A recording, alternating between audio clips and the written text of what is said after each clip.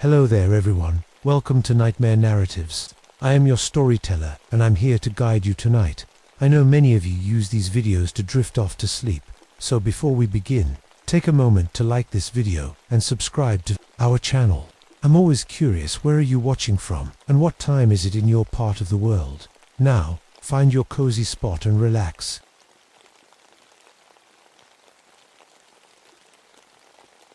My name is Vincent Harlow. I've been a ranger in the Tongas National Forest for almost 5 years now. Tonight feels different, though strange. The October blood moon hangs in the sky like a giant red eye, watching over the ancient Sitka. Everything around me is bathed in its crimson light, making the familiar forest look alien and threatening. The trees, usually a comforting presence, now look like twisted figures reaching up with gnarled fingers. I pull my jacket tighter as a thick fog rolls in from the frigid waters. It moves between the trees, swallowing sounds and creating shifting shadows that play tricks on my eyes. I'm out here checking on the remote salmon spawning grounds routine, work that usually brings me peace. There's something about being alone in the wilderness that calms the storm inside me. At least, that's how it usually feels. But not tonight. I'm watching a pair of ravens perched on a nearby branch when something unnatural happens. Mid-core, they just stop. Their black forms freeze unnaturally in the branches, as if time itself has paused for everything but me. The silence that follows feels wrong, heavy. Then comes the cold. Not the usual Alaska chill I'm used to, but something that cuts straight to the bone. The temperature must drop 20 degrees in minutes. My breath turns to visible vapor in front of my face, hanging in the air longer than it should. I reach for my radio out of instinct, even knowing it's pointless. There's no signal for 50 miles in any direction out here. Still, the crackle of static is somehow comforting, a small reminder of humanity in this increasingly eerie night. Movement catches my eye, and I spot a lone wolf at the edge of the clearing. It's a big male I've seen before on my patrols. Our eyes meet, and something passes between us, a shared understanding of danger. The wolf stares directly at me for a long moment, then turns and flees with a whimper. I've never seen a wolf run scared like that before. The mist thickens around my boots, but it's not moving right. It swirls counterclockwise against the wind, forming patterns that almost look like symbols. I blink hard, telling myself it's just my imagination. As I continue my patrol, I pass the old Tlingit totem poles that stand guard over this part of the forest. The carved faces seem to watch me in the moonlight, their wooden eyes following my movement. I've passed these totems 100 times, but tonight, they feel alive. With each step, the forest floor feels wrong under my boots. Too soft, too yielding, like I'm walking on something alive, rather than dirt and leaves. It gives slightly with each footfall, almost like flesh. Something is very wrong in my forest tonight, and I have a sinking feeling I'm about to find out what. I wasn't always a forest ranger. Before this, I was a marine sniper in Korea. Cold nights here sometimes remind me of Chosin Reservoir, where I got this souvenir, a piece of shrapnel still lodged in my left shoulder that aches when the weather turns. After what I saw in the war, I couldn't go back to normal life. Too many friends died while I watched through my scope. Some died right in my arms. Their faces visit me in my dreams, asking why I lived when they didn't. So I came here, to the endless green of the Tongases. No people, no questions, no memories, just trees and animals and silence. I pull out a cigarette and try to light it, but my hands shake slightly. Damn nerves, I mutter to myself. The shaking isn't from the cold. It's been with me since Korea, a constant reminder of things I'd rather forget. My fingers brush against the worn photo I keep in my wallet, my old squad, all of them smiling, not knowing what was coming. The edges are soft from years of me taking it out, looking at it, putting it away again. Some kind of punishment I give myself, I guess. A wet nose nudges my hand, and I look down to see Rex, my husky, staring up at me with those ice blue eyes. He's the only living thing I trust completely these days. What do you think, boy? Just a quick check and then back to the cabin, right? Rex wags his tail, and I scratch behind his ears. He's been with me since I started this job, trained to help with search and rescue. He's saved more lives than I have. My hand moves to the hunting knife on my belt, my father's knife. The only thing I have from him. The worn wooden handle fits my palm perfectly, shaped by years of both his hand and mine. The blade is old but sharp. I've never needed a better tool out here. I know every inch of this territory, every trail, every creek, every animal call. I can tell a brown bear's tracks from a black bear's without looking twice. I can predict weather changes by the way the eagles fly. This forest is my home now, more than any place with four walls has ever been. But knowing the forest has its price. I remember the time my stubbornness got my patrol ambushed in Korea. I was so sure of the path, so confident in my instincts, that I led 7 men into a trap. Only I walked out. That weight never leaves you. Tonight should be easy enough, a routine check of the salmon spawning grounds, making sure no poachers have been through. Just me, Rex, and the wilderness I know so well, or at least, that's what I thought. As Rex and I move deeper into the forest, that strange feeling grows stronger. The hairs on the back of my neck stand up. After years in combat zones, I've learned to trust that feeling. Tonight, we'll test everything I know about survival, and maybe sanity, too. We reach the creek where the salmon come to spawn each year. Usually, this place is alive with splashing fish fighting their way upstream. But what I find stops me cold. The salmon are dead. Not just dead, but arranged in perfect circles on the bank, dozens of them placed with purpose. Every single fish is missing its eyes. What the hell? I whisper, crouching down to examine them. No animal I know hunts like this. Bears take what they want and leave the rest scattered. Eagles are precise but don't arrange their kills. This was done by something else. I realize then that the forest has gone completely quiet. No insects buzzing, no wind rustling through leaves, no distant sounds of waves hitting the shore. Just absolute silence, like the world is holding its breath. Rex whines softly beside me, pressing against my leg. His ears are flat against his head. "It's okay, boy," I say, but even I don't believe it. That's when I see the tracks. They lead from the water's edge to the tree sorter tracks, but impossibly large, human-sized. I've been a tracker all my life, and I've never seen anything like this. The smell hits me next, a putrid mix of rotting fish and something else. Something like burning matches or rotten eggs. Sulfur. It hangs in the air so thick I can almost taste it. "Come on, Rex," I say, standing up. But Rex doesn't move. His hackles are raised, and a low growl builds in his throat. I've never seen him like this pure animal fear. "Rex, come," I order more firmly, and reluctantly he follows, staying close to my heels. We follow the shoreline and come across the remains of a kayak, smashed to pieces as if hit by tremendous force. Nearby, I find shredded clothing, a red and black checkered coat, torn apart by something with great strength. There's no blood, though, no sign of whoever was wearing these clothes.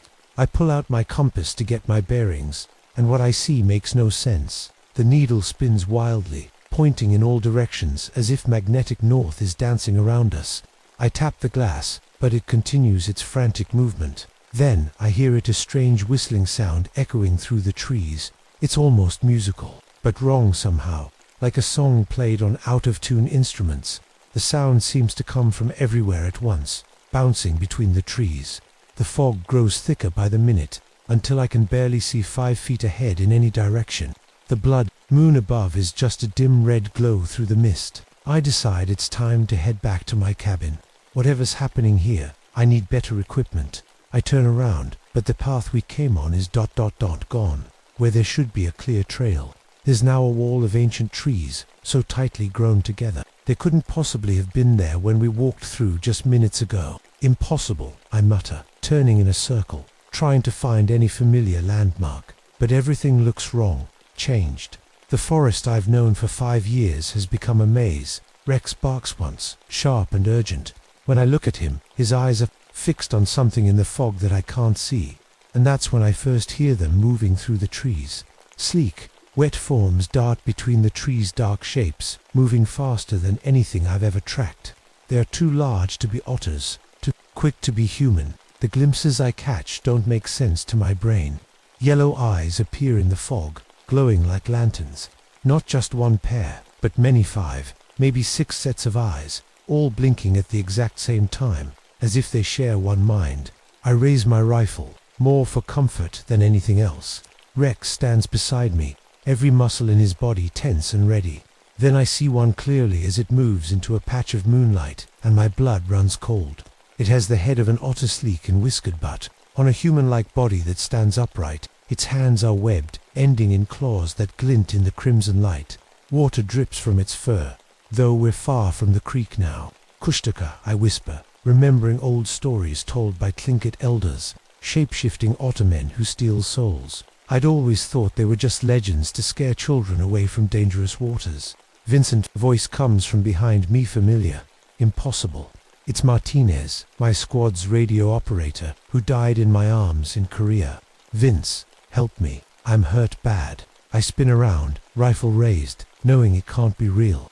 There's nothing there but fog and shadows. Don't leave us again, Harlow. Another voice dares this time, who took a bullet meant for me. They're in my head somehow. These creatures reading my thoughts, my memories, my guilt. I fire a shot. At the nearest shape, the crack of the rifle deafening in the silence. The bullet passes through it like it's made of mist, and the creature doesn't even flinch. They begin to circle us, moving with predatory intelligence. They communicate with strange chittering sounds that hurt my ears. With each passing second, there seem to be more of them. One steps forward, and before my eyes, it changes. Its body shifts and morphs until I'm staring at Sergeant Kelly, my commanding officer, who I couldn't save. The resemblance is perfect, down to the scar above his left eyebrow. You left us to die, Harlow, it says in Kelly's voice. Now it's your turn. You're not real, I say, backing up until I feel a tree behind me. We're more real than you. Think, the thing wearing Kelly's face says, and we're hungry. Rex lunges forward suddenly, teeth bared, going straight for the throat of the nearest creature. There's a horrible sound, part animal scream, part human cry, and before I can even call him back, the creatures are on him. It happens so fast. One moment Rex is fighting, the next he's torn apart, his dying yelp echoing through the trees. My loyal friend, gone in seconds. No, I shout, firing wildly into the mass of shapes, but my bullets do nothing. Tears sting my eyes as rage and grief wash over me. The fog swirls around me, thickening until it forms solid-looking walls on all sides. I'm trapped in a small clearing, a supernatural maze with no exit. The creatures, from just beyond the fog walls, their yellow eyes never blinking. I back up against a tree, knife in one hand, useless rifle in the other. The thing wearing Kelly's face steps through the fog wall as if it isn't there. Your guilt tastes so good, Harlow, it says, reaching out a webbed hand.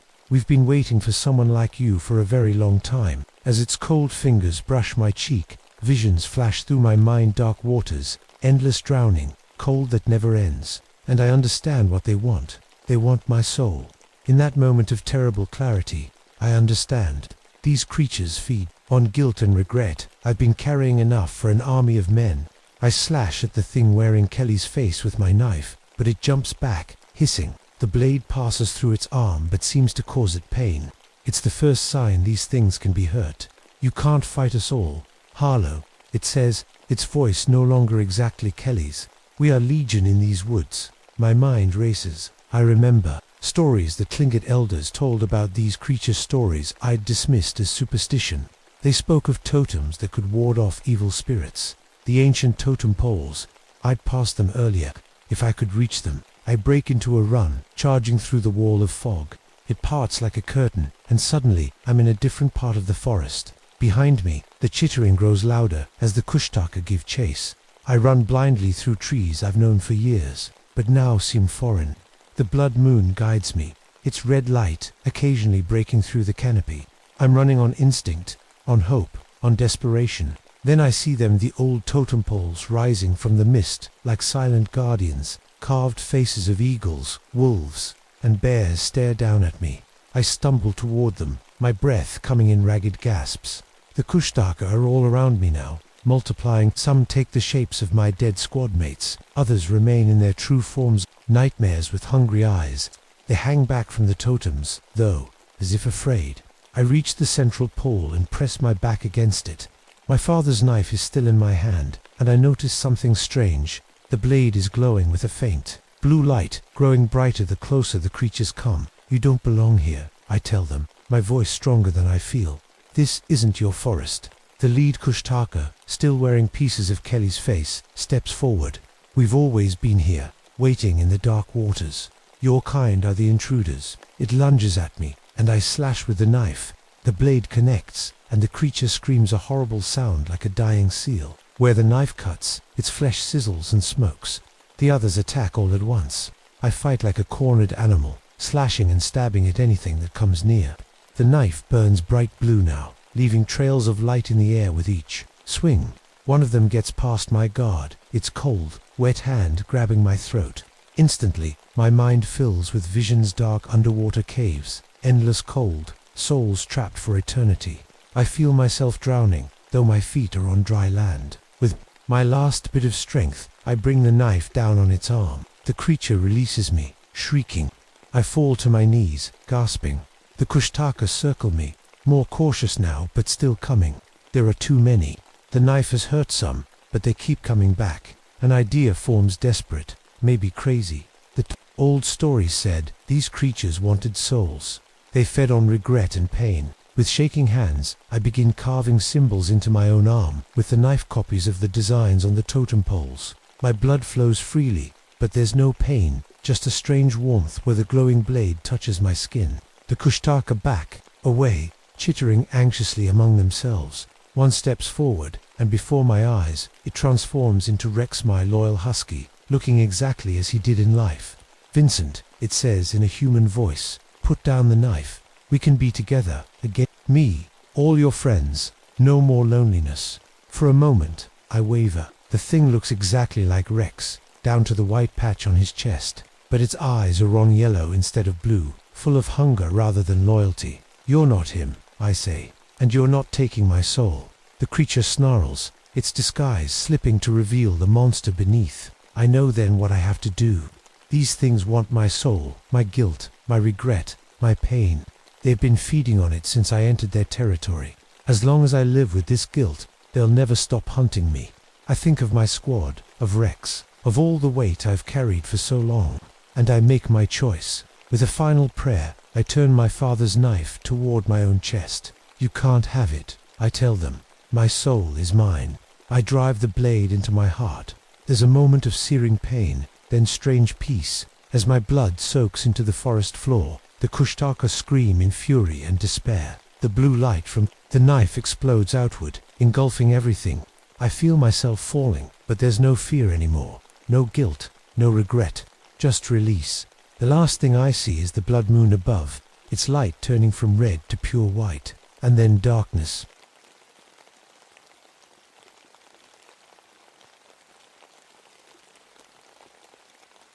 My name is David McKinnon. I've been a ranger here in Green Mountain National Forest for almost 3 years now. Before that, I was a firefighter in California, but I don't like to talk about those days much. This morning started like any other October day in Vermont. The maple leaves were bright red and gold, making the whole forest look like it was on fire. It was beautiful in a way that still takes my breath away, even after all this time. I was out on my regular patrol with Klaus, my German shepherd. He's the best partner I could ask for. Doesn't talk much and always has my back. As we walked, the morning mist was still hanging in the valleys between the mountains. I took a deep breath, filling my lungs with the smell of pine trees and rich earth. These quiet moments are why I came here. All around us, chipmunks and squirrels were busy gathering acorns. They know winter is coming and they need to be ready. I've learned a lot from watching these little guys, always preparing, always working. Ahead, weather's changing. "Klaus," I said, noticing how the temperature had suddenly dropped. The forecast hadn't mentioned a cold front, but I could feel it in my bones and in my hands, where the scars always ache when ice is coming. I tried calling in to the ranger station on my radio, but all I got was static. Weird. These radios usually work fine, even in the deeper parts of the forest. That's when I noticed something strange. A huge flock of geese was flying overhead, but suddenly they all changed direction at once, like they were running from something. In all my years outdoors, I'd never seen birds do that. Then I heard it, a sound that wasn't quite right. It was almost like music, but wrong somehow, like someone was playing a violin with metal strings that were all out of tune. "You hear that, boy?" I asked Klaus, who had stopped walking and was looking around nervously. I passed by one of the old stone walls that farmers built here hundreds of years ago. They've stood through countless winters, but today they seemed different. I could have sworn I felt them vibrating, pulsing with some kind of energy I couldn't explain. As we continued down the trail, something else caught my attention. The sound of leaves crunching under my boots came a second after my foot touched the ground. Just a small delay, but enough to make me feel like I was losing my mind. Something's not right here, Klaus, I whispered. Not right at all. Little did I know, this was just the beginning of the strangest and most terrifying day of my life. I guess I should tell you a bit about myself. 3 years ago, I wasn't a forest ranger. I was a firefighter in California, leading my own crew. We were good at what we did, saving homes, forests, and lives. Until that day, it was a wildfire that got out of control fast. I made a choice to send my team into a valley. I thought the wind would blow the other way. I was wrong. So wrong I lost them all that day. My whole crew, my friends. Sometimes when I close my eyes, I can still hear their voices on the radio, calling for help.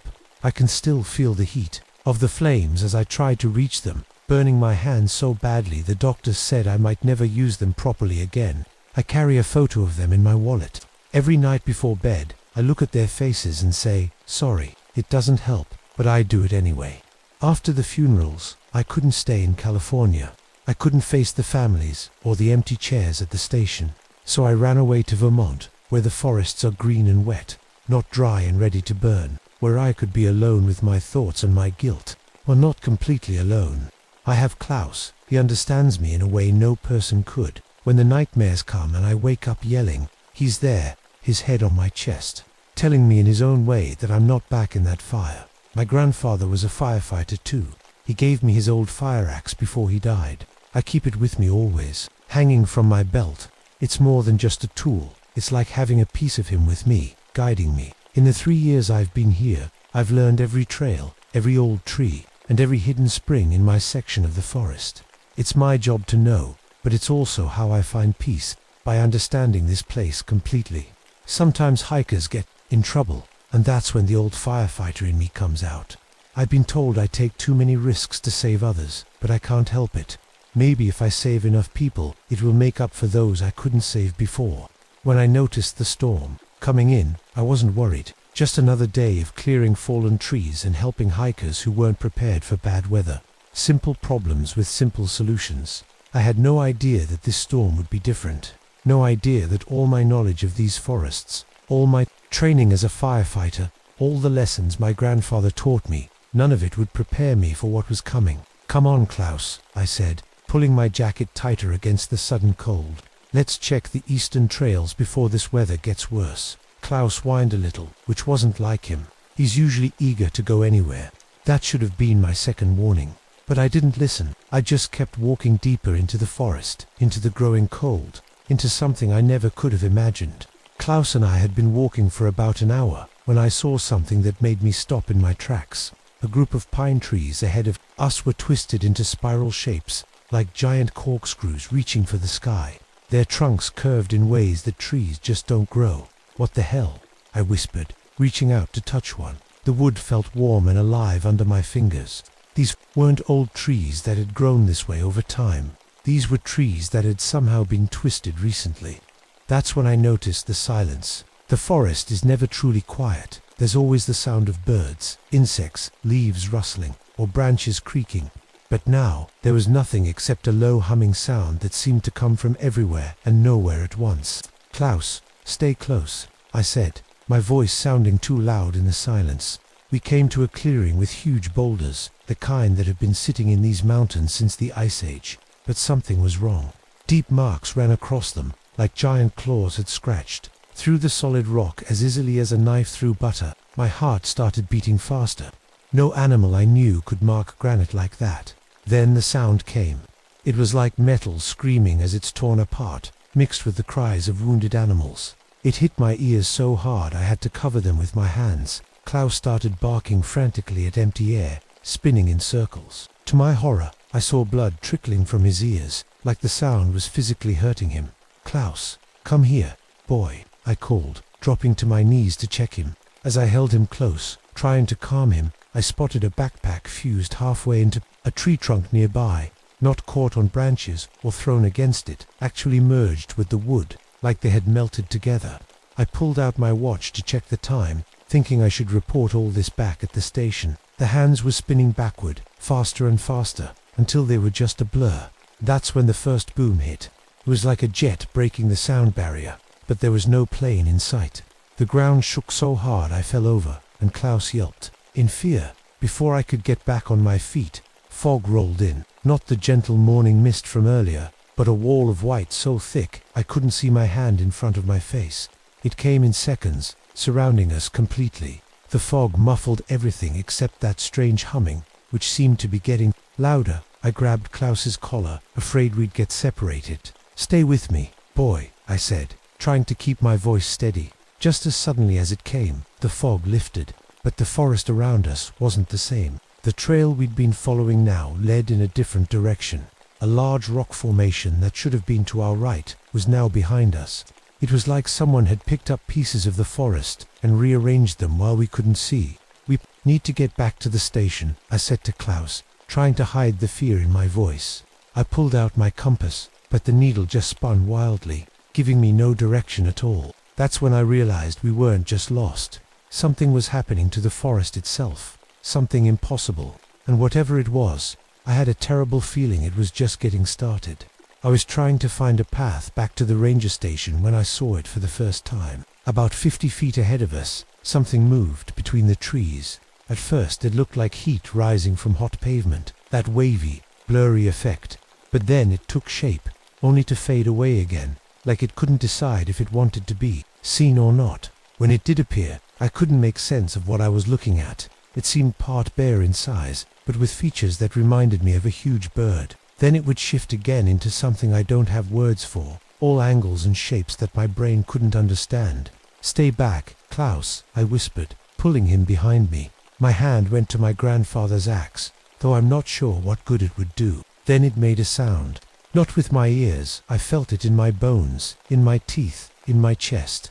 It vibrated through me like I was a tuning fork.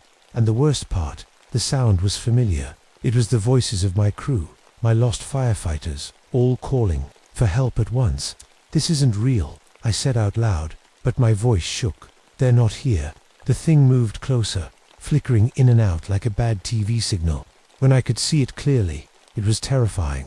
When it disappeared, it was worse, because I knew it was still there, watching. I swung my axe at it, more from fear than any plan. The blade passed right through the space where it seemed to be, hitting nothing but air. But a second later, a branch near my head snapped, as if something had struck it. The creature made that sound again, and this time the force of it split a nearby tree right down the middle. The two halves fell away from each other, smoking as if they'd been burned. It was like the thing was made of sound itself, or used sound as a weapon. And every time it made noise, it seemed to get bigger, stronger. I backed away, pulling Klaus with me, but suddenly felt like I'd hit a wall. Only there was no wall, just air that burned my skin when I touched it. We were trapped in some kind of invisible cage, with the creature slowly closing in. All around us, the forest was changing. Trees began growing upside down, their roots reaching for the sky. A small stream nearby started flowing uphill, the water moving against gravity, as if it had forgotten the rules. "This isn't possible," I said, but I knew that didn't matter anymore. Possible or not, it was happening. The creature flickered closer. Through its shifting form, I could almost see my friends, my lost crew, their faces pleading with me. "You're not them," I said, my voice stronger now. "You're using them against me." The sound cage around us got smaller, pushing us toward the center, toward the creature. Klaus growled, his fur standing on end, but even he seemed to know this wasn't something we could fight. I looked around desperately for any way out. That's when I spotted something in the distance, the dark opening of an old mineshaft in the side of the mountain. I'd passed it many times on patrols, but never went inside. The Forest Service had marked it unsafe decades ago. Now it looked like our only chance. "Come on, Klaus," I shouted, and ran for the one small gap in the sound cage, where it seemed weaker. The air burned my arm as I pushed through, but we made it then. We were running, the creature's terrible sound voice howling behind us. We ran toward the mine, toward darkness, toward what I hoped would be safety. But with each step, I couldn't shake the feeling that I was running exactly where this thing wanted me to go. As we ran toward the mine, I realized something about the creature. When it disappeared, it wasn't turning invisible. It was going somewhere else, somewhere not quite in our world, before coming back, like it could step between here and somewhere else. Behind us, the thing let out another of those bone-shaking sounds. The ground rumbled, and I looked back to see rocks and dirt sliding down the mountainside. It was causing an avalanche to block our escape route. Faster, Klaus, I gasped, pushing my legs harder. We reached the mine entrance just as the landslide roared past, missing us by inches. The old wooden beams around the entrance creaked as dust and small rocks rained down, but they held. Inside, the air was cold and damp. My flashlight cut through darkness that felt like it had been there for 100 years. As we moved deeper, away from the creature, I saw markings carved into the walls, old warnings in the handwriting of miners. From the 1700s, beware the sound. One read, "IT comes from between." So this thing had been here before. Long before I heard the creature approaching the mine entrance, its strange half-visible form flickering in the daylight outside. My hand touched the smooth wooden handle of my grandfather's axe, and I felt something odd. It was vibrating slightly, humming in tune with the walls around us. The mine was full of iron ore, and somehow my axe was resonating with it, creating a frequency that seemed to push back against the creature's sounds. "Stay back," I warned Klaus, moving forward with the axe held out in front of me. That's when the worst thing happened.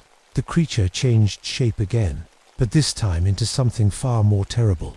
My crew, my friends who died in the fire, they stood there, their clothes burned, their skin blackened, their eyes desperate.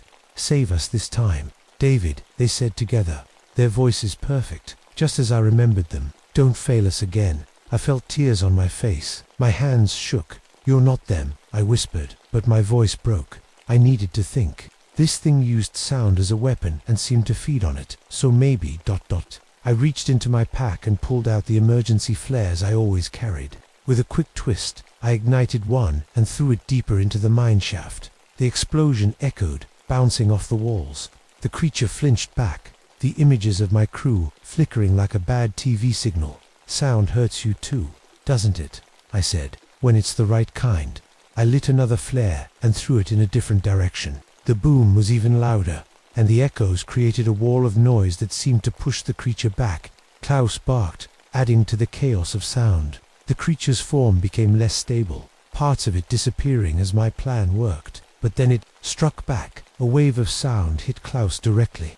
One moment, my brave dog was beside me, and the next, nothing. He was just gone, like he'd never been there at all. "Klaus," I screamed, my heart breaking. In my moment of distraction, the creature surged forward. I felt something deep inside me break. First, my crew. Now Klaus. I wouldn't lose anyone else to my mistakes. The mine was starting to collapse around us. Rocks fell from the ceiling as the creature's sounds shook everything. I had one chance. I raised my grandfather's axe high, feeling it vibrate strongly now, matching the frequency of the iron in the walls. The creature loomed over me, a twisted mix of bear, bird, and things that shouldn't exist. "For Klaus," I said, and swung the axe with everything I had. The blade connected with the creature just as it was phasing back into our world. There was a sound like the universe tearing, a flash of blue-white light, and the mine ceiling came down on both of us. I felt rocks crushing me, burying me alive. The last thing I saw was my grandfather's axe, glowing with strange energy where it had struck the creature. Then darkness. I don't know how much time passed. I don't know if what I'm experiencing now is death or something else. I can't move, I can't see, but I can still think, still remember. Sometimes I hear sounds from outside, search parties calling my name, then giving up. The mine entrance is completely sealed. No one will find me. But I'm not alone in this darkness. I can feel the creature, wounded but alive like me, trapped between worlds. We're bound together now, buried under tons of rock. And sometimes, when the forest is quiet and the wind is still, hikers report hearing strange sounds coming from the sealed mine shaft. A man's voice and something else, something not human, calling from deep underground. No one ever goes near that mine now. The locals have stories about the sounds, about the haunted section of forest where a ranger disappeared years ago. They call it the Screaming Forest, and they're right to stay away.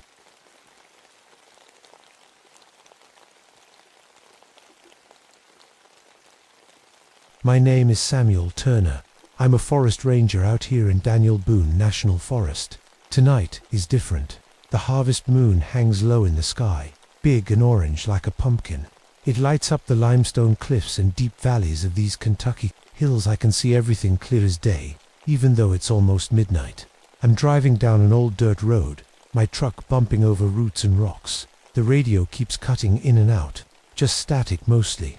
I don't mind the quiet. After what I saw in Vietnam, quiet is good. Up ahead, I can see that old railroad trestle. It stretches across Pope Lick Creek like a giant skeleton finger, pointing at the moon. Nobody uses that railway anymore. Trains stopped running here years ago, but sometimes I swear I can still hear whistles in the night. The forest is peaceful tonight, or at least it should be, but something feels off. The owls are hooting from the hollow trees, their calls bouncing off the rock walls, but they sound ... scared, not normal. Then I see it weird lights in the southern sky, like green and blue waves dancing. But this ain't Alaska, and we don't get northern lights in Kentucky. Something strange is happening with the electricity around here. Just as I'm thinking about this, my truck starts to sputter. The engine coughs once, twice, then dies completely. Come on, not now, I mutter, turning the key again. Nothing, not even a click. I'm stuck here, right at the foot of that creepy old Pope Lick trestle. Great. I grab my flashlight and step outside. The air feels heavy, like right before a thunderstorm. That's when a family of deer bursts out of the trees right in front of me. They're running fast, scared of something. When they look my way, their eyes shine blue instead of the usual yellow. Not normal reflections at all. The hair on my arms stands straight up, and then I notice my own hair is doing the same thing. Static electricity is thick in the air, but there's not a storm cloud in sight. Just that big harvest moon watching everything. I walk toward the old tracks, my boots crunching on gravel. The weird thing is, those rusty rails are humming, vibrating like they're alive, like a train is coming, but that's impossible. The taste of metal fills my mouth, copper and that sharp smell before lightning hits. My tongue tingles with it. The air around me feels charged up, dangerous. Something is very wrong in these woods tonight, and I've got a bad feeling I'm about to find out what it is. I wasn't always a forest ranger. 2 years ago, I was in Vietnam, sweating in the jungle with my rifle ready. I did 2 tours there, lost a lot of friends. My best buddy Bobby stepped on a hidden trap. I still hear his scream in my nightmares. After that, I couldn't handle being around too many people. Crowds made me jumpy. Loud noises would send me diving for cover. So when I got back home, I looked for the quietest job I could find. The Forest Service was perfect. Out here, it's just me and the trees and the animals. No one to bother me, and no one for me to worry about. My left leg aches as I walk along the tracks. Got some metal bits stuck in there from an explosion. The old-timers say that's how they can tell when a storm is coming. Their war wounds start to hurt. Mine is telling me something's brewing tonight. I reach into my pocket and touch Bobby's dog tags. I always keep them with me. Sometimes I talk to him when I'm alone in the woods. Sounds crazy, but it helps. What do you think, Bobby? What's going on tonight? I whisper. Only the wind answers, rustling through the autumn leaves. Usually, I have Rex with me on patrols. He's a good coonhound, smart as they come, but he's back at the ranger station tonight with a sore paw. I miss his company right about now.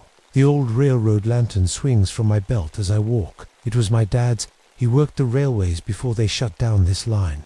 Said this lantern never failed him, even in the worst storms. I hope that's still true. I know these hills better than anyone. Every creek, every cave, every hidden spot, where locals used to make moonshine. This forest is my home now. I protect it, and in a way, it protects me too. That's why I patrol the dangerous areas that other rangers avoid. Someone has to make sure hikers don't wander onto that old trestle. It's rotting and unsafe, but teenagers still dare each other to cross it. They've heard the stories about the Pope Lick monster, and they want to see for themselves. Stupid games that could get them killed. I look up at the sky again.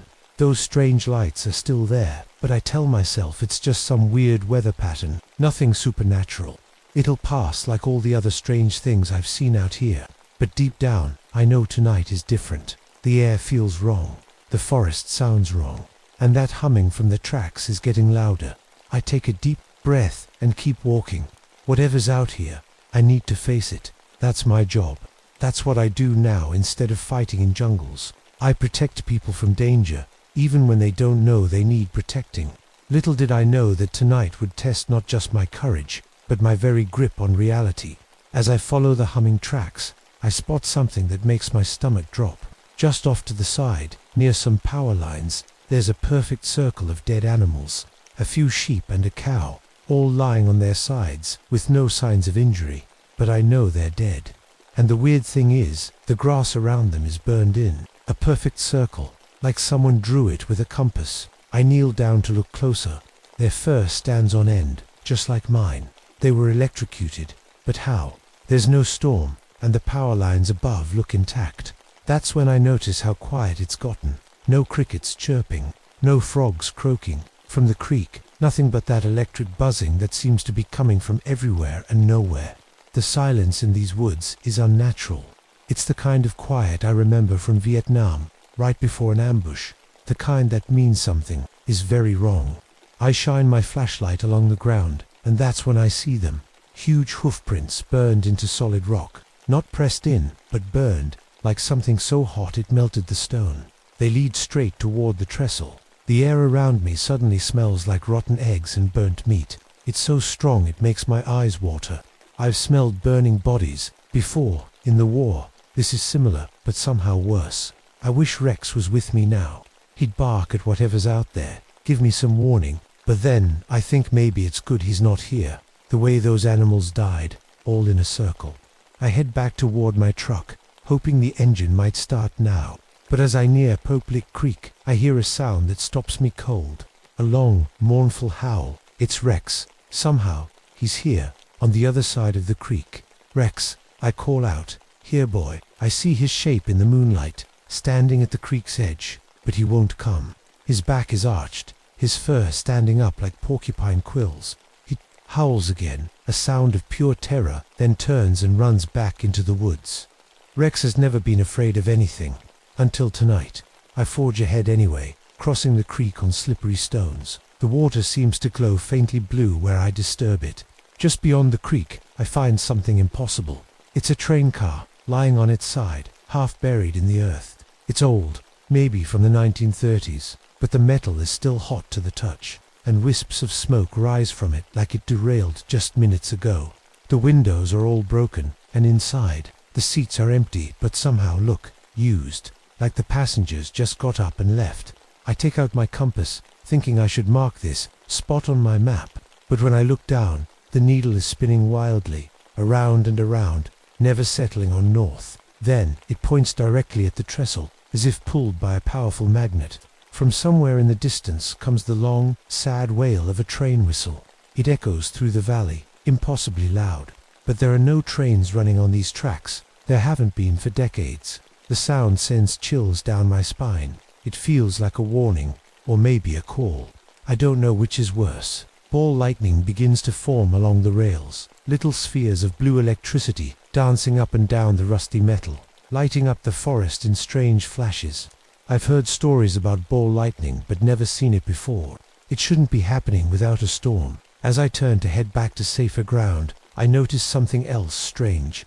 My footprints in the mud are glowing with an eerie blue light, like someone replaced my boots with electric bulbs. Each step I've taken is marked, creating a glowing path. Behind me, I can't go back now. Something is drawing me forward, toward that trestle, toward whatever is causing all this. And deep down, I know I have to see it through. I reach the foot of the trestle, looking up at its wooden beams stretching across the gorge. The harvest moon is directly behind it now, making the whole structure look like a giant ladder to the sky. That's when I see it.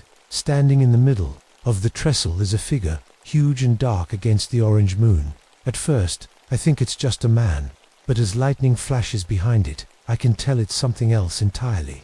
The top half looks human, a man's chest and arms, but below that are the legs of a goat, bent backward at the knees and ending in split hooves. Those must be what made the burned prints I saw. And from its head curve to massive horns, crackling with electricity like they're plugged into a power line. Its eyes are the worst part. They're not eyes at all, but twin bolts of lightning, blazing so bright I have to look away. When I blink, I can still see their shape burned into my vision, like when you stare at the sun too long. I freeze, unable to move or think clearly. I've heard the stories about the Popelic monster my whole life. Every kid in Kentucky has. But they're just campfire tales, not real. They can't be real. Then it speaks. Sam, help me, double quotes. My blood turns to ice. It's Bobby's voice, my friend who died in Vietnam. The voice is coming, through a wall of static, like a radio that can't find its station. But it's definitely him. Bobby, I whisper, knowing it can't be him, but unable to help myself. The creature raises its arms, and suddenly, all the metal objects around me rise into the air. My knife, my belt buckle, even the change in my pockets. They hover there, spinning slowly like they're caught in some invisible whirlpool. I reached for my rifle, but when I pull the trigger, there's just a click and a shower of sparks. The electrical energy in the air has shorted it out completely. The monster stomps one hoof on the trestle, and the whole structure hums like a giant tuning fork. Then I hear it, the unmistakable sound of a train barreling down the tracks toward me. I spin around, expecting to see headlights. Instead, there's a ghostly train, transparent but somehow still solid, rushing toward the trestle. I dive out of the way just as it passes, feeling a blast of cold air wash over me. The phantom train races onto the trestle, passes right through the creature, and vanishes into the night. Join us, Sam, the monster says, and now it's speaking with many voices at once. Men, women, children, all talking through that same staticky noise. As it speaks, I feel memories flooding back. Bobby stepping on that trap, the explosion, the blood. The monster seems to grow brighter, feeding off my fear and pain. The electrical energy around it intensifies. I try to back away, but find I can't. Bars of blue light have formed around me, like a cage made of electricity. They hurt when I touch them, sending shocks up my arm. I look down the tracks, thinking I might run that way, but what I see makes no sense. The railway stretches out, forever in both directions, much farther than it should. It's like the monster has bent reality itself, trapping me here with it. I clutch Bobby's dog tags, trying to think clearly despite the terror washing over me. You're not Bobby, I say, finding my voice at last. What are you? The creature tilts its head, horns sizzling against the night sky. We are those who never left, it says in that chorus of voices. We are the forgotten, and soon you will be one of us. I don't understand what it means, but I know one thing for certain. I need to find a way out of here, or I'll never see morning. As I stand trapped in that cage of light, I notice something. The creature never steps off the railway tracks. It paces back and forth on the trestle, but always stays on the metal rails. You're bound to the railway, I say, thinking out loud. You can't leave it. The monster's lightning eyes flare brighter with anger. I've hit a nerve. I remember stories. My dad told me about this trestle. There was a horrible accident here in 1934. A passenger train derailed, killing dozens of people. Their bodies were found scattered all over the gorge below. That's when it clicks. This thing feeds on death, on the pain and fear of those train victims. It's keeping their spirits trapped here somehow. I have to get onto that trestle. If I can somehow break its connection to the railway, maybe I can free those souls. Maybe I can end this. The electrical cage around me flickers as another phantom train passes through. In that moment of weakness, I make my move, diving through a gap in the energy bars. I sprint toward the trestle and start climbing. The old wood creaks under my weight. Below me is nothing but darkness and jagged rocks. One misstep means certain death. The monster sees what I'm doing and raises its arms. Lightning bolts shoot from its horns, striking the wood near my feet. I dodge, nearly losing my balance. You cannot stop what has already happened. It growls in that chorus of voices. Another phantom train appears, heading straight for me, this time, but this one is different. It's the accident train. I can see terrified faces pressed against the windows, people who died almost 40 years ago. I flatten myself against the railing as it rushes past, the wind from it nearly knocking me off the trestle. That's when I notice my father's lantern, still hanging from my belt. It's starting to glow with a warm yellow light, not the cold blue of the creature's electricity. The monster recoils from it, just slightly. The light, I whisper. You don't like real light, do you? Only your electrical mockery of it. I hold the lantern up higher, and its glow grows stronger. The creature backs away, moving further down. The The tracks. You were created by that crash. I call out to it. All that death and fear made something new. Something that doesn't belong here. The monster roars, and suddenly the air is filled with ghostly figures, men, women, and children in old-fashioned clothes. The victims of the crash. Join us. Samuel, they call in hollow voices. Be part of our family. We're so lonely here. I recognize the trick for what it is. The creature is trying to use my own loneliness against me. I reach down and grab one of the metal spikes holding the rails to the wooden ties. It comes loose easier than I expected. I hold it in my hand, feeling its weight. In the army, they taught us about grounding electrical currents, I say, moving closer to the monster. If you want to stop electricity, you need to give it somewhere to go.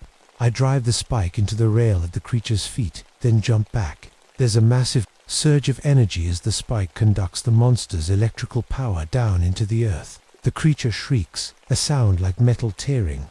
Suddenly, I hear barking.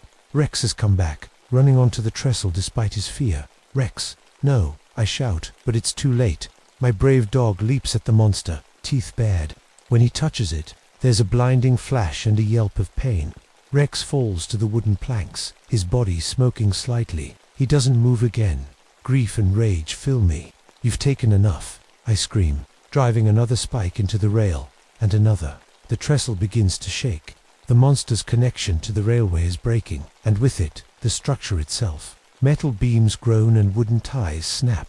The whole thing is coming down. I make a desperate dash for solid ground, but I'm too late. With a final tremendous crack, the trestle collapses. The monster, the tracks, and me, we all fall together into the darkness of the gorge. I feel a searing pain as electrical energy discharges all around me. Then I hit something hard, and everything goes black.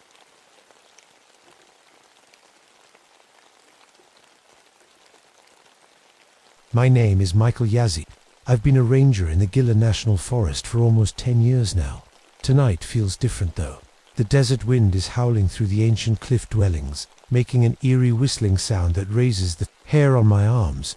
I've heard this wind 1,000 times before, but tonight it seems to carry whispers, old voices speaking words I almost understand. The stars are incredibly bright, filling the night sky like scattered diamonds on black velvet. No city lights out here to dim their glow. Between the tall saguaro cacti that stand like silent watchers with their arms raised to the sky, I feel small and exposed. Something about this place always makes me feel connected to something older than myself. My Navajo grandfather would say the ancestors are close tonight. I'm not sure what I believe anymore, but I can't deny the prickle at the back of my neck. In the distance, coyotes are singing their wild songs. Their yips and howls bounce between the mesas, making it impossible to tell how many there are or how far away. They could be miles off or just behind that next ridge. I look up and see the moon rising, and my breath catches in my throat. It's blood red tonight, glowing like a hot coal behind thin storm clouds. Everything around me is bathed in crimson light, making the desert look like another planet, or maybe a warning. That's when my Jeep decides to die. The engine sputters and cuts out completely, leaving me stranded in the most remote section of my patrol area. Perfect timing. I'm trying to figure out what's wrong with the engine when a great horned owl lands on a nearby rock. It's massive, its eyes reflecting the red moonlight like two burning coals. It stares right at me, not blinking, not moving. Then suddenly, it lets out a terrible scream and flies away. I've never heard an owl make a sound like that before. The wind dies down, but small dust devils start spinning across the sand. There's no breeze to cause them, but they twist and dance, making patterns that almost look like symbols or letters in a language I can't read. I walk over to the cliff face to get my bearings and notice the ancient petroglyphs carved there by people long gone. Spirals, stick figures, animals. But in the corner of my eye, they seem to shift and move when I'm not looking directly at them. I shake my head. Just tricks of the light. Then the cold hits. In minutes, the temperature drops at least 30 degrees. My breath comes out in visible puffs, and I zip up my jacket. This isn't normal, even for desert nights. Something is very wrong here.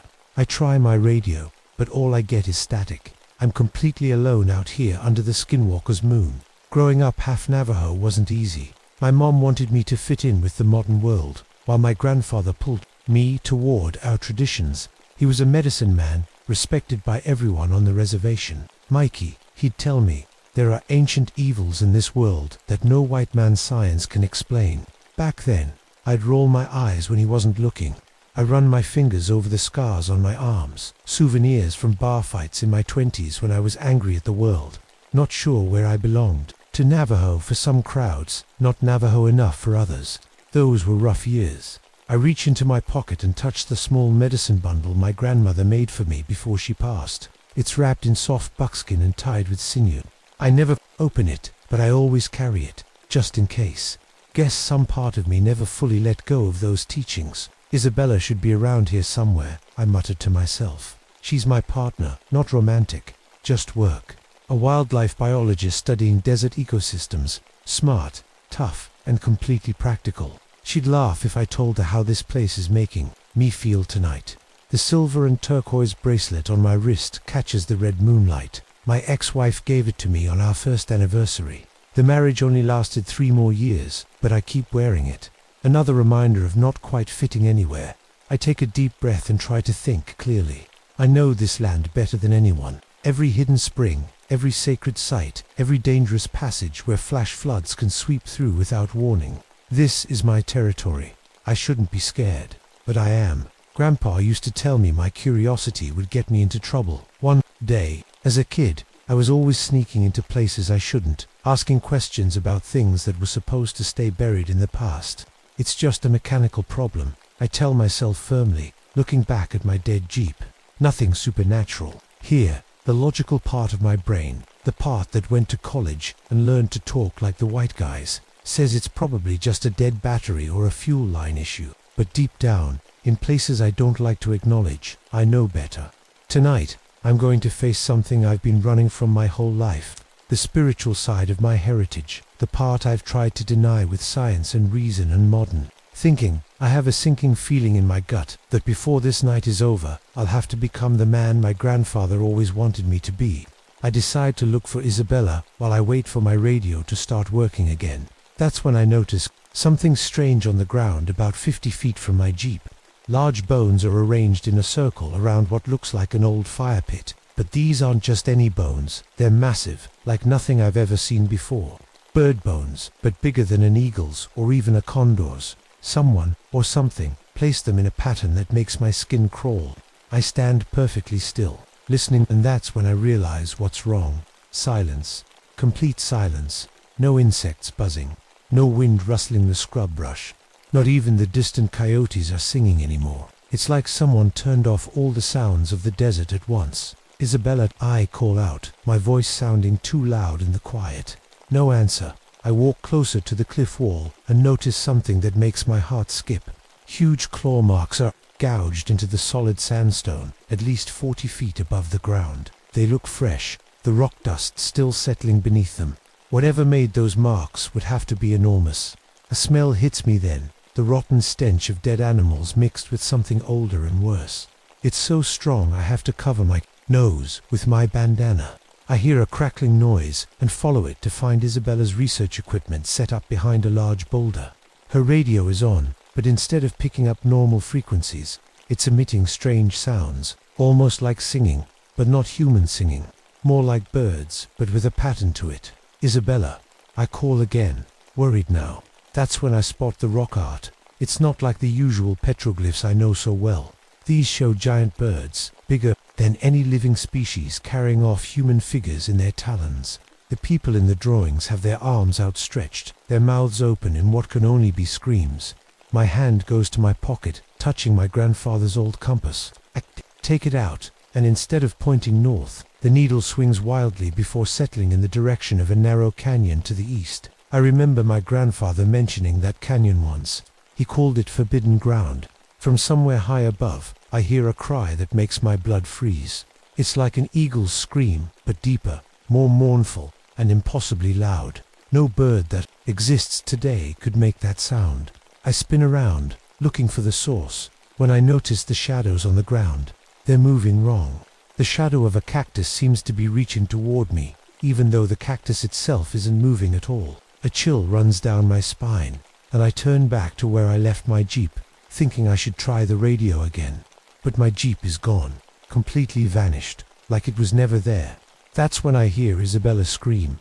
I run toward Isabella's scream, my boots kicking up dust as I sprint across the desert floor. The blood-red moon is directly overhead now, casting everything in that unnatural crimson light. That's when I see it. Something massive descends from the storm clouds, blocking out the moon as it comes down.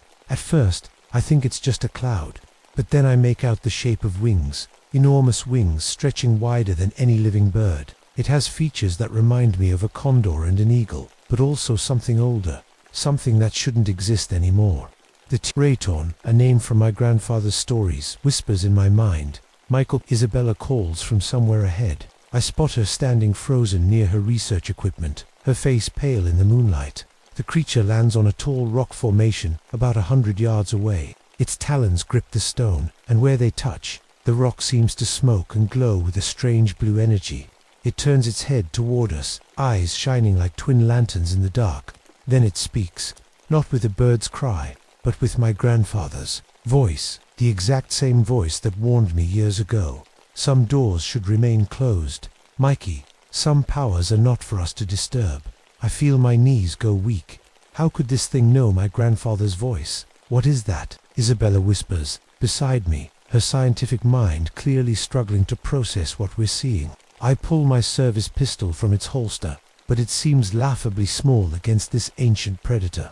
The creature must be 20 feet tall, with a beak that could snap a man in half. Don't look directly into its eyes, I tell Isabella, remembering. Another piece of my grandfather's warnings. The Teraton binds souls through eye contact. The massive bird spreads its wings and lets out a cry that contains multiple voices. Men, women, children, all screaming at once.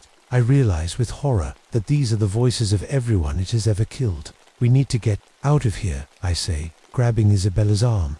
But as I turn to run, walls of swirling sand rise up around us, cutting off our escape.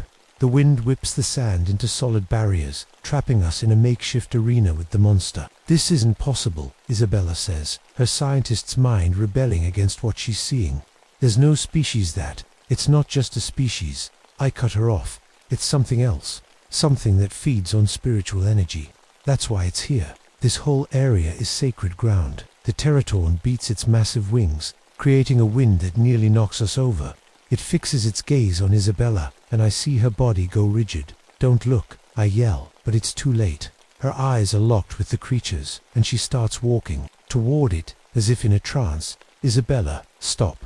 I grab her arm, but she shoves me away with surprising strength. The Teraton waits, its massive beak opening slightly, revealing rows of teeth no bird should have, and Isabella keeps walking toward certain death. Isabella, wake up, I shout, but she keeps walking toward the Teraton like she's in a dream. Her eyes are empty, fixed on the creature's hypnotic gaze. I need to do something fast. My mind races through memories of my grandfather's teachings, stories I once dismissed as superstition. Now they're my only hope. The medicine bundle in my pocket, with shaking hands, I pull it out and unwrap it for the first time. Inside are 4 items: a small pouch of corn pollen, an eagle feather, a turquoise stone, and a pinch of tobacco, the tools for a protection ceremony. Grandfather, help me remember, I whisper, as I quickly draw a circle in the sand around myself. The Teraton screeches, sensing what I'm doing. I begin to sing. The words come from somewhere deep inside me, a place I've ignored for too long. It's a protective song, one my grandfather taught me when I was just a boy. The monster turns its attention from Isabella to me. Good, but she's still walking toward it. Only 20 feet away now. Isabella. I scream one more time, but it's too late. The Teraton strikes with lightning speed. Its massive talons wrap around Isabella, lifting her into the air. Her scream cuts through the night as the creature's claws glowing with that strange blue energy pierce her body. I force myself to keep singing, even as tears stream down my face. The bundle in my hands begins to glow with a soft golden light. The tobacco and corn pollen mix in my palm, and I blow them toward the creature while continuing the sacred songs. The monster shrieks in pain when the mixture touches its feathers. It drops Isabella's body to the ground. I can't look. I can't stop to help her. I have to finish this. The Teraton changes tactics. Its form shifts and blurs, and suddenly it's not a giant bird anymore. It's Isabella, standing whole and unharmed, reaching out to me. "Michael, help me," it says in her voice. "I'm hurt but alive, please." My heart nearly stops, but I notice its eyes are still the same, ancient, hungry eyes in Isabella's face. "You're not her," I say, reaching into my boot for my grandfather's obsidian knife. The blade is small but sharp, polished black stone that gleams in the moonlight. The false Isabella snarls, its face contorting into something inhuman. I quickly use the knife to cut my palm, letting blood drip onto the sand. With my bleeding hand, I draw symbols my grandfather taught me, symbols of banishment and binding. "You have no power here," I shout, completing the sand painting with my blood. "This is Dineland. You are not welcome." The creature howls with rage and changes back to its true form. The Teratorn charges at me, but it can't cross the symbols I've drawn. It slams into an invisible wall, shrieking with frustration. I know what I have to do now. The final part of the ritual requires a sacrifice. With the obsidian knife, I cut deeper into my palm, letting my blood flow freely onto the sacred ground. "Take my offering," I say to the ancestors, "and banish this evil from our lands." The world around me begins to spin as more blood leaves my body. The Teratorn beats its wings furiously, trying to break through the barrier. My strength is fading fast, too much blood loss. But I can see the ritual is working. The creature's form is becoming transparent, like smoke in the wind. With one final, terrible cry that shakes the very earth, the Teratorn dissolves into the air, pulled apart by forces I can barely comprehend. I collapse onto the sand, my vision darkening at the edges. In the distance, I see the first rays of dawn breaking over the mesa. I try to crawl toward Isabella's body, but I can't move anymore. My grandfather's voice seems to whisper in my ear. "You've done well, Mikey. You've remembered who you are." As consciousness slips away, I realize I finally understand what he meant all those years ago. I am Dine or Navajo, a protector of this sacred land. I just wish I had embraced that truth sooner. The last thing I see is the blood-red moon fading as sunlight touches the desert. Days later, they found our bodies. The official report said animal attack, mountain lion maybe. They closed this section of the park, put up warning signs, but the elders know better. This place is forbidden now, and on certain nights, when the moon glows red, they say you can still hear the Teratorn's cry, searching for souls to claim, but it will never find mine. I am with my ancestors now, watching over the land I finally learned to protect.